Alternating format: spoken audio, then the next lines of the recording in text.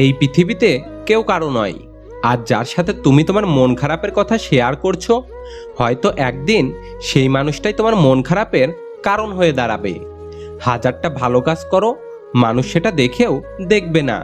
অথচ একটা ছোট ভুল করে ফেলো, দেখবে মানুষ তোমার বিচার করার জন্য বিচার সভা বানিয়ে ফেলবে।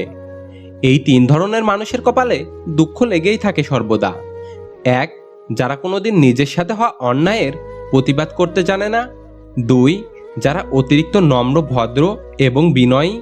তিন, যারা সবসময় অন্য কেউ কষ্ট পাবে ভেবে কখনো কাউকে না বলতে পারে না।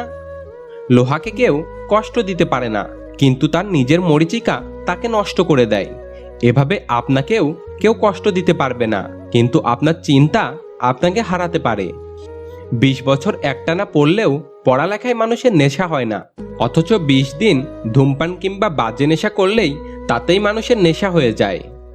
কিছু মানুষ আছে যাদের কথা বলে বোঝানোর থেকে থাপ্পড় মেরে বোঝানোটা বেশি সহজ বলে মনে হয়।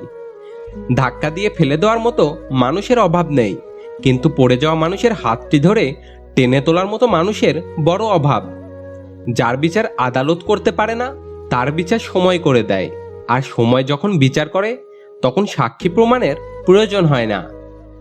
ছোটবেলায় গরু রচনা পড়েছিলাম বলে গরু চিনতে ভুল হয় না, মানুষ রচনা পড়া হয়নি বলেই আমরা মানুষ চিনতে ভুল করি।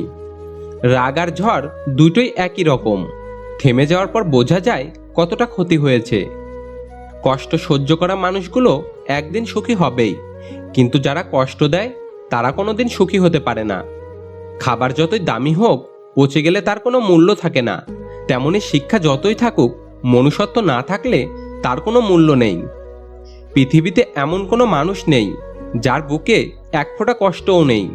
কেউ প্রকাশ করে চোখের জলে, কেউ বয়ে বেড়ায় হাসির ছলে। লোকে যদি আপনাকে ঘৃণা করে, তাহলে এর দুটি কারণ হতে পারে।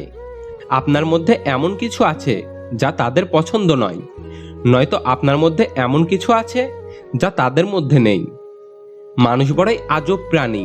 ডুবে গেলে জলকে দোষ দেয়, হোঁচট খেলে পাথরকে দোষ দেয়, কর্মের দোষ ভাগ্যকে দেয়, কিন্তু নিজের ভুলটা কোনোদিন দেখতে পায় না।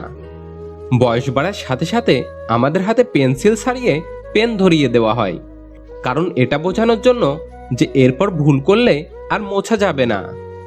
সত্য কখনো দাবি করে না যে আমি সত্য, কিন্তু মিথ্যা সবসময় দাবি করে যে কেবল আমিই সত্য।